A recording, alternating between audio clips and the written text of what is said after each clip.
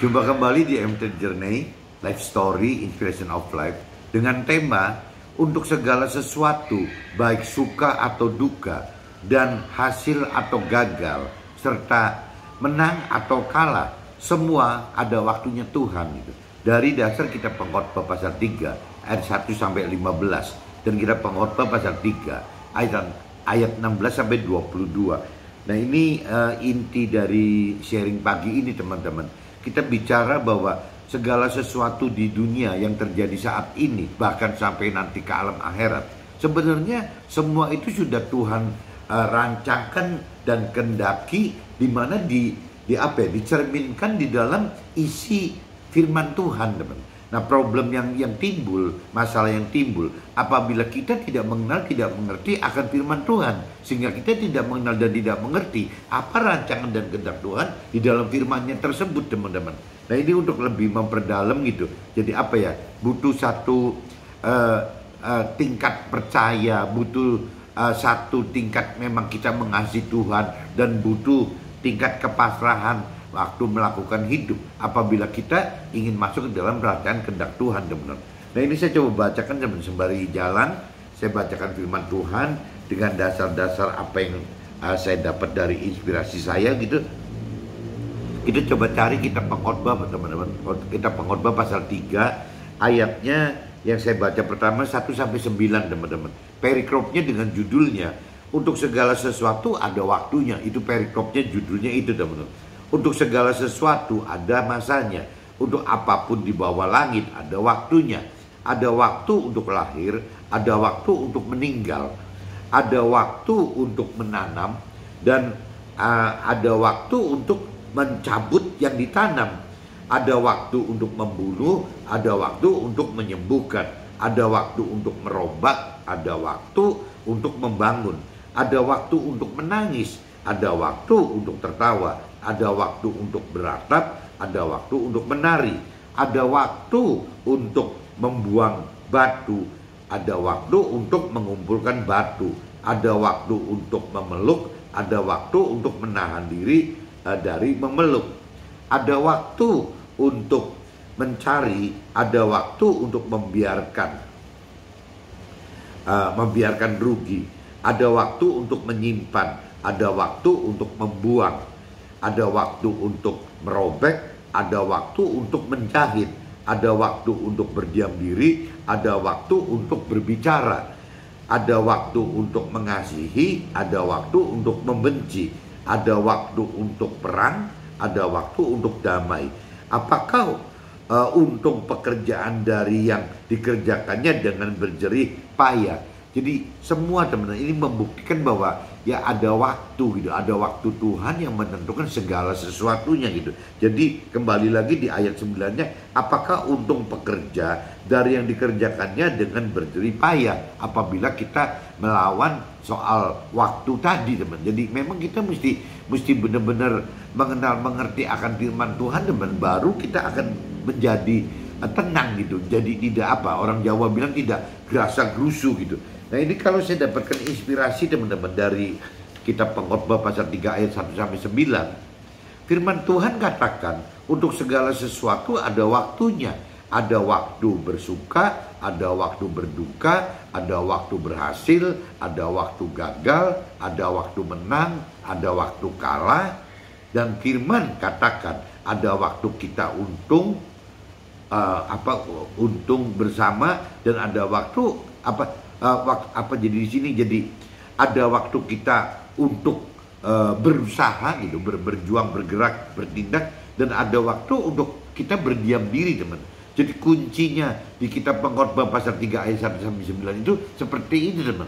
Kapan kita harus bertindak, harus gerasa gerusu, dan kapan kita harus diam, teman-teman. Ini intinya dari kitab Pengkhotbah pasal 3 1 sampai 9 itu adalah ada waktunya Tuhan gitu. Tidak bisa kita seenaknya waktunya kita gitu. Ini kalau saya lanjut lagi, teman-teman, di kitab Pengkhotbah pasal 3 ayat 10 sampai 13, teman-teman. Aku telah melihat pekerjaan yang diberikan Allah kepada anak-anak manusia untuk melelahkan dirinya.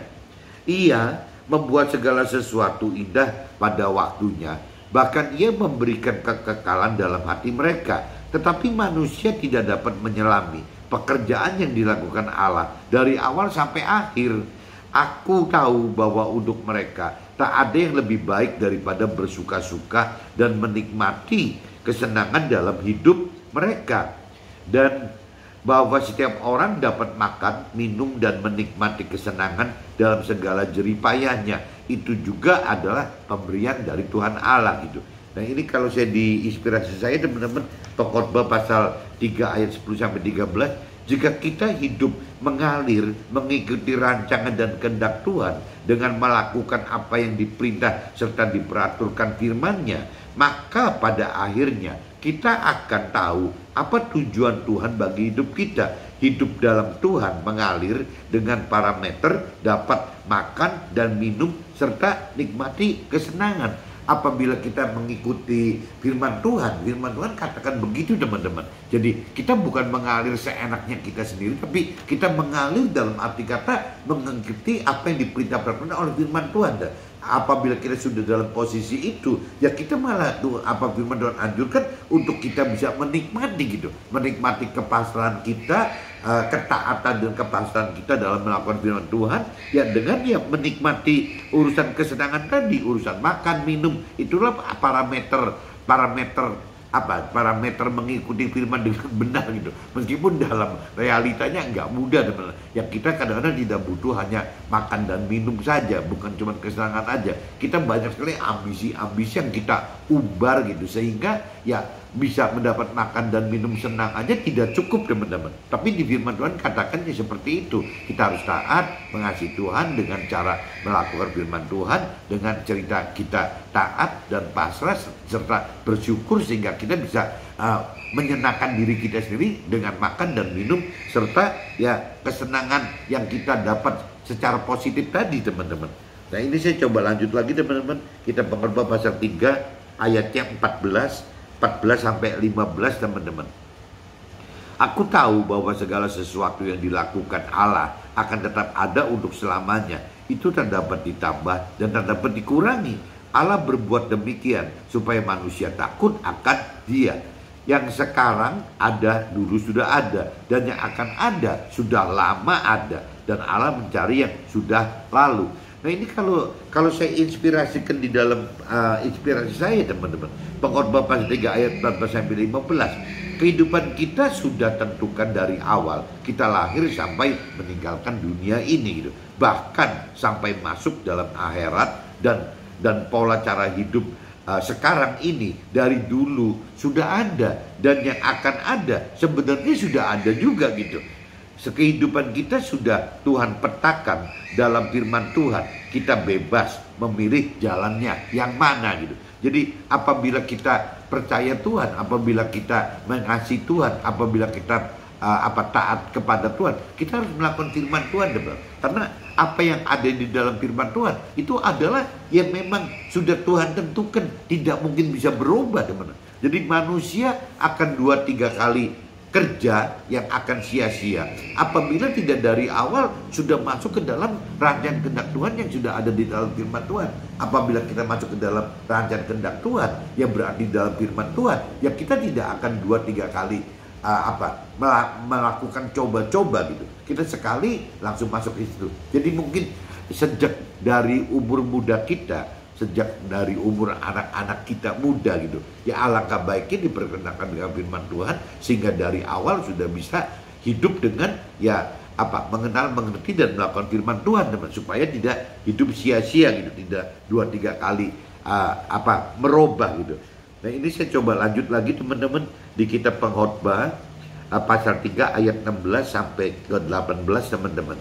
Perikopnya judulnya ketidakadilan dalam hidup. Perikopnya itu judulnya teman-teman. Ada lagi yang kulihat di bawah matahari, di tempat pengadilan, di situ pun terdapat ketidakadilan. Dan di tempat keadilan di situ pun terdapat ketidakadilan. Berkatalah aku dalam hati, Allah akan mengadili baik orang yang benar maupun yang tidak adil, karena untuk segala hal dan segala pekerjaan ada waktunya. Tentang anak-anak manusia, aku berkata dalam hati, Allah hendak menguji mereka dan memperlihatkan kepada mereka bahwa mereka hanyalah binatang. Nah ini kalau kita nggak hati-hati, kita ini sama firman Tuhan katakan, kita ini bisa dikategorikan sebagai binatang, teman-teman. Kita coba dengar inspirasi saya dari kitab Pengkhotbah pasal 3 ayat 16 sampai 18. Hidup di dunia akan kita alami hal yang dirasakan tidak adil, terutama jika percaya dan mengasihi Tuhan dengan taat melakukan firman. Kita akan berasa dirugikan dan dikalahkan oleh orang-orang dunia dan orang yang berkeyakinan gitu, yang tidak melakukan firman Tuhan. Karena apabila kita melakukan firman Tuhan, ada batasan-batasan, tidak bisa sebebas apa yang dilakukan oleh orang dunia atau orang berkeyakinan. Orang berkeyakinan ini maksudnya orang yang mengaku bertuhan, mengaku beragama, tetapi sebenarnya tidak mengenal pribadi Tuhan Allah dengan benar, dan tidak mengenal firman Tuhan Allah dengan benar dan benar. Tapi yakin saja gitu bahwa hidup dia benar. Padahal untuk bisa kita bicara menjadi benar di dalam Tuhan adalah bukan cuma mengenal mengerti firman Tuhan aja, teman. Kalau mengenal mengerti firman Tuhan dari hikmatnya manusia, dari pikiran perasaan kehendak kita sendiri manusia, atau mungkin dari teman rohani senior kita, atau dari mentor rohani kita, bahkan dari rohaniawan kita, itu kategorinya tetap yang selalu saya katakan, saya sharingkan bahwa itu semua manusia, teman-teman. Bagaimana kita mengenal, mengerti akan kebenaran firman Tuhan? Harusnya dari hikmatnya Tuhan, dari pikiran perasaan kehendak Tuhan, dari jiwanya Tuhan, dari hikmatnya Tuhan itu. Harusnya itu, teman-teman. Jadi mempelajari kebenaran firman Tuhan itu tidak cuma cukup dengan mengenali dan mengerti dari hikmatnya kita, dari hikmatnya manusia, tetapi harus terus kita hidupkan roh Tuhan di dalam kita, di dalam roh kita, supaya firman Tuhan itu dapat kita kenali dan mengerti dari persepsi ya hikmatnya Tuhan gitu, dari pikiran perasaan kehendak Tuhan. Ya satu-satunya yang bisa menghidupkan ini cuma roh Tuhan aja, teman. Roh Kudus kalau orang Indonesia katakan, yang bisa membuat kita mengenal mengerti akan firman Tuhan dari hikmatnya Tuhan, dari pengenalan pengertian pikiran perasaan kehendak Tuhan gitu, teman-teman. Nah ini saya coba teruskan lagi di kitab Pengkhotbah pasal 3 ayat 19 sampai 21, teman-teman. Coba teman-teman cari ayat 19 sampai 21. Karena nasib manusia adalah sama dengan nasib binatang, nasib yang sama menimpa mereka. Sebagaimana yang satu mati, demikian juga yang lain kedua-duanya mempunyai nafas yang sama, dan manusia tak mempunyai kelebihan atas binatang, karena segala sesuatu adalah sia-sia. Kedua-duanya menuju, ini jadi kalau cerita manusia di sama binatang ini jadi konyol nih, teman-teman. Kedua-duanya menuju satu tempat, kedua-duanya terjadi dari debu, dan kedua-duanya kembali kepada debu gitu. Siapakah yang mengetahui apakah nafas manusia naik ke atas dan nafas binatang turun ke bawah bumi? Nah ini saya coba masuk ke inspirasi saya aja langsung, teman-teman. Kitab Pengkhotbah pasal 3 ayat 19 sampai 21.